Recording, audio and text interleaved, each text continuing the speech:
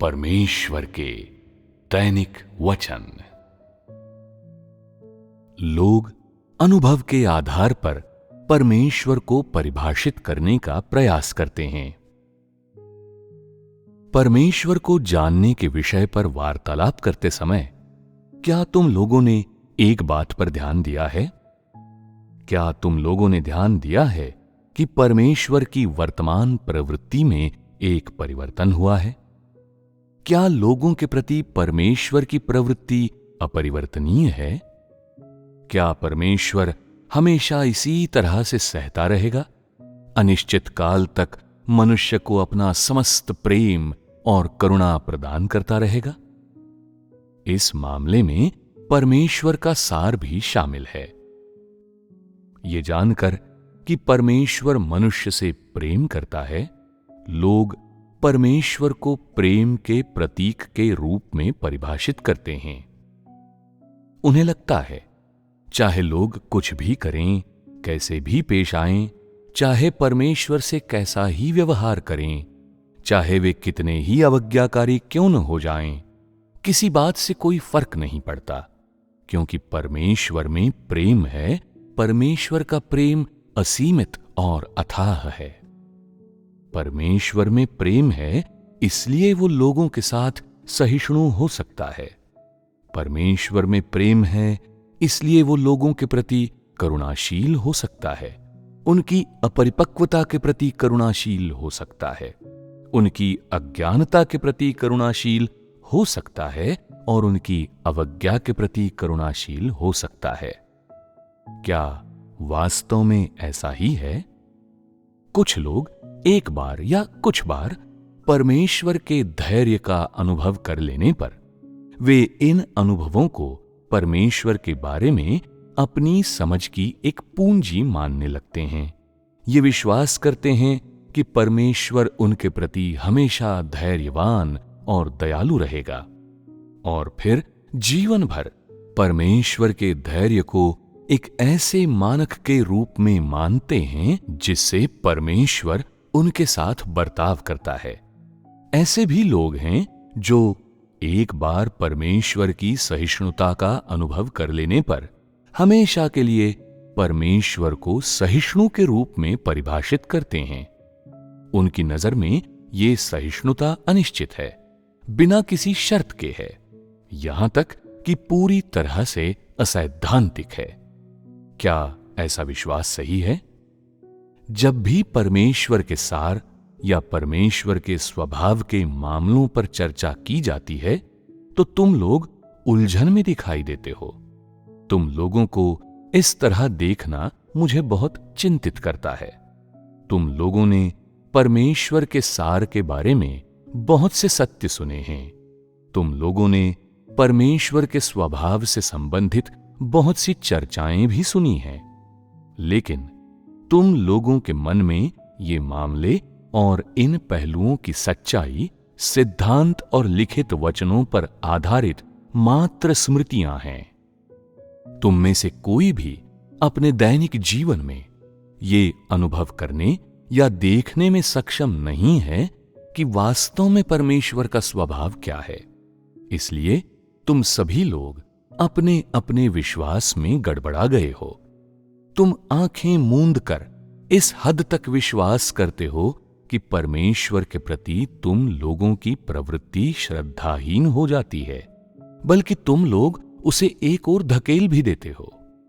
परमेश्वर के प्रति तुम्हारी इस प्रकार की प्रवृत्ति किस ओर ले जाती है? ये उस ओर ले जाती है जहां तुम हमेशा परमेश्वर के बारे में निष्कर्ष निकालते रहते हो। थोड़ा सा ज्ञान मिलते ही तुम एकदम संतुष्ट हो जाते हो, जैसे कि तुमने परमेश्वर को उसकी संपूर्णता में पा लिया हो। उसके बाद तुम लोग निष्कर्ष निकालते हो कि परमेश्वर ऐसा ही है और तुम उसे स्वतंत्र रूप से घूमने फिरने नहीं देते।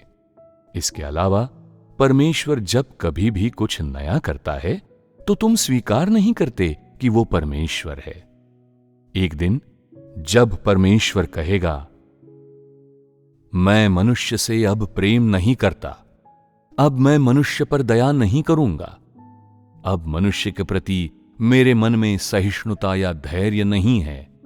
मैं मनुष्य के प्रति अत्यंत घृणा एवं चिढ़ से भर गया हूं।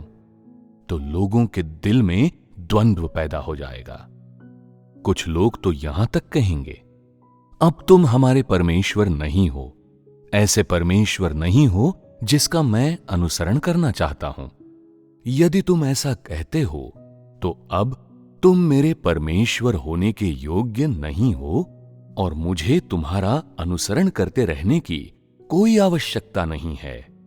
यदि तुम मुझे करुणा, प्रेम, सहिष्णुता नहीं दोगे तो मैं तुम्हारा अनुसरण नहीं करूंगा। यदि तुम अनिश्चित काल तक मेरे प्रति सहिष्णु बने रहते हो, धैर्यवान बने रहते हो और मुझे देखने देते हो कि तुम प्रेम हो, धैर्य हो, सहिष्णुता हो, तभी मैं तुम्हारा अनुसरण कर सकता हूं और तभी मेरे अंदर अंत तक तुम्हारा अनुसरण करने का आत्मविश्वास आ सकता है। चूंकि मेरे पास तुम्हारा धैर्य और करुणा है, तो मेरी अवज्ञा और अपराधों को अनिश्चित काल तक क्षमा किया जा सकता है, अनिश्चित काल तक माफ किया जा सकता है।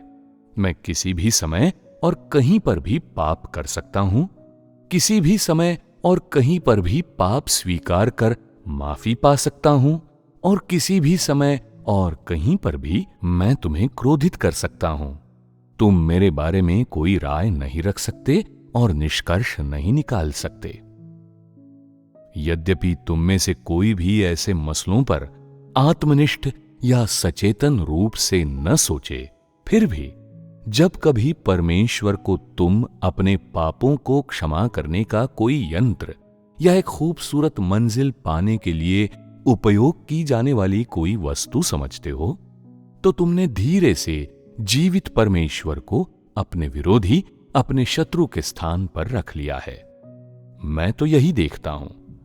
भले ही तुम ऐसी बातें कहते रहो, मैं परमेश्वर में विश्वास करता हूं, मैं सत्य की खोज करता हूं, मैं अपने स्वभाव को बदलना चाहता हूं, मैं अंधकार के प्रभाव से आजाद होना चाहता हूं, मैं परमेश्वर को संतुष्ट करना चाहता हूं, मैं परमेश्वर को समर्पित होना चाहता हूं, मैं परमेश्वर के प्रति वफादार होना चाहता हूं और अपना कर्तव्य अच्छी तरह निभाना चाहता हूं, इत्यादि।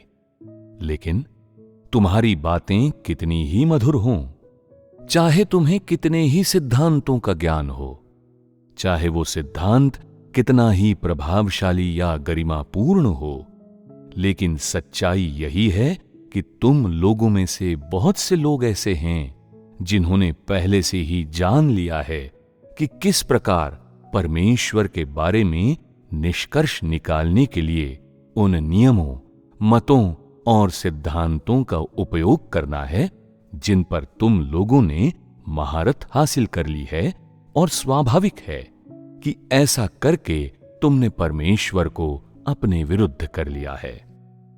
हालांकि तुमने शब्दों और सिद्धांतों में महारत हासिल कर ली है, फिर भी तुमने असल में सत्य की वास्तविकता में प्रवेश नहीं किया है। इसलिए तुम्हारे लिए परमेश्वर के करीब होना, उसे जानना, समझना बहुत कठिन है। ये बेहद खेद योग्य है।